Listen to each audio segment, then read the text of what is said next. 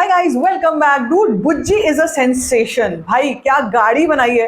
इसके ऊपर हमने देखा कितने सारे फीचर्स आ रहे थे। ऑटो कार इंडिया का पूरा हमने एक सेगमेंट देखा हुआ है जिसमें जो एंकर हैं उन्होंने बुज्जी को पूरे तरीके से रिव्यू किया था।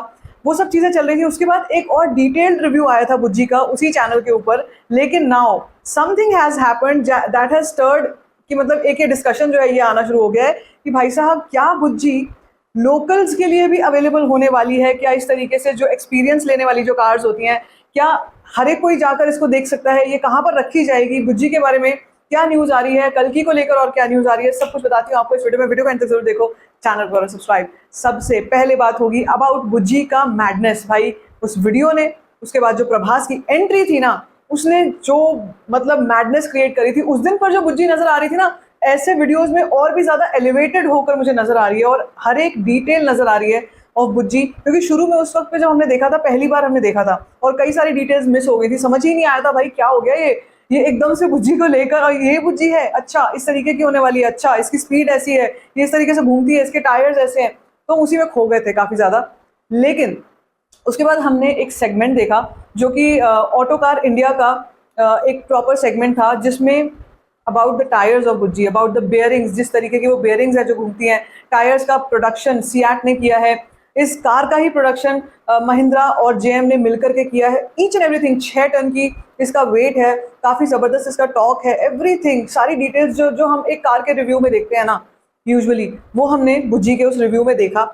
And it was amazing to see कि भाई ये सिर्फ एक ऐसा प्रोटोटाइप नहीं है जिसको लाकर एक डमी की तरह रख दिया गया, या जिसको लाकर बस एक जिसको बोलते हैं ना make shift kind of thing, कि बस चला लिया उस दिन इवेंट पे काम चला लिया, उसके बाद वो बुज्जी गई, उसके बाद वो फिल्मों में नजर आएगी। नहीं, ऐसा नहीं है। उस दिन के बाद भी मैंने एक और वीडियो देखा था जिसमें कोई और ड्राइव कर रहा था बुज्जी को, लेकिन on this kind of a plain road, जैसे हम यहाँ पे देख रहे हैं अभी, ऐसी ही प्लेन रोड पे बुज्जी को वो ड्राइव कर रहे थे। और क्या स्पीड लग रही थी, देख के लग रहा था भाई मजा आ रहा है ये देखकर। तो दैट मीन्स कि ये कोई ऐसा प्रोटोटाइप नहीं है जिसको बस बना लिया गया था, एक मॉडल की तरह बन गई और उसके बाद रख दी गई, डिसमेंटल हो गई, ऑल ऑफ दैट। नहीं, ऐसा नहीं है। क्योंकि भाई इसकी लागत भी आई है 7 से 8 करोड़। 7 से 8 करोड़ में अगर कोई फिल्म बनी, अगर कोई प्रोडक्ट, प्रमोशनल प्रोडक्ट बना हुआ है फिल्म का, तो जस्ट इमेजिन कि वो डेडिकेशन लेवल क्या होगा जो फिल्म में होगा। ठीक है, एक तो वो चीज़ थी। अब कुछ देर पहले हम एक वीडियो देख रहे हैं ऑफ नागा चैतन्य, जो कि नागार्जुन के बेटे हैं। नागा चैतन्य ने इस कार को बैठकर बाकायदा इसको ड्राइव किया है, इसको रिव्यू किया है, और वन लाइन में एक चीज़ बता दी है कि I am still in a state of shock कि भाई क्या गाड़ी है ये क्या बनाया है इन लोगों ने। एंड मुझे लगता है उनको कार्स का शौक है। मैं इतना ज़्यादा तो उनके बारे में नहीं जानती हूँ कि उनको कार्स का शौक है नहीं है, लेकिन वो शौक ज़रूर हो गए हैं। और जिस तरीके का रेसर उन्होंने अटायर पहना हुआ, देख के लग रहा है कि उनको शायद बुज्जी का काफ़ी इंतज़ार था। और ऐसा मुझे नहीं पता था कि नागा चैतन्य भी इस फिल्म को इस तरीके से या बुज्जी को इस तरीके से रिव्यू करने कभी आएंगे। क्योंकि देखो, अगर टीम की बात की जाए, ऑफ कोर्स टीम में जो भी एक्टर्स हैं वो तो आते ही हैं, वो तो करते ही हैं अपनी फिल्म को प्रमोट। लेकिन कोई और आ रहा है from the Telugu film industry only, लेकिन कोई और आ रहा है और कोई और उसको रिव्यू कर रहा है और फिर उसको एक तरीके से पुश कर रहा है in the promotions, that is something. So आप देख रहे हो ये वीडियो जिसमें देखकर ही is totally stumped to see Bujji. And I think जो जिस तरीके का इसका इंजीनियरिंग है, जो मैकेनिज्म है, मैंने डिटेल रिव्यू में भी देखा कि भाई जब ये खुलती है ऊपर से और उसके बाद जब इसका जो स्टेयरिंग है वो इस तरीके से हाइड्रोलिक स्टेयरिंग है, वैसे ऊपर आता है, उसको देख के लग रहा था ये लिटरली फ्यूचरिस्टिक कार बनाई है भाई, फ्यूचरिस्टिक कार बनाई है। The tyres, look at all of that, the mechanism. अब इसमें कोई जो जिस तरीके की बेयरिंग जो दिखाई जा रही है, जो दिखाई गई है, वो भी अनयूजुअल है। काफी ज्यादा गैप रखा गया है between the body and the wheels, which is again unusual. तो मतलब भाई एक एक चीज फ्यूचरिस्टिक तरीके से दिखाई गई है और बनाई गई है। एंड आई एम श्योर कि भाई ये तो दिस इज समथिंग। तो इसका मतलब क्या ये है, क्या बुज्जी मास प्रोडक्शन में आने वाली है? क्या हम मतलब उसको देख पाएंगे कहीं और? देखो, मॉडल एज अ मॉडल इसको कहीं पर भी लेकर के जाना अपने आप में चैलेंज है भाई।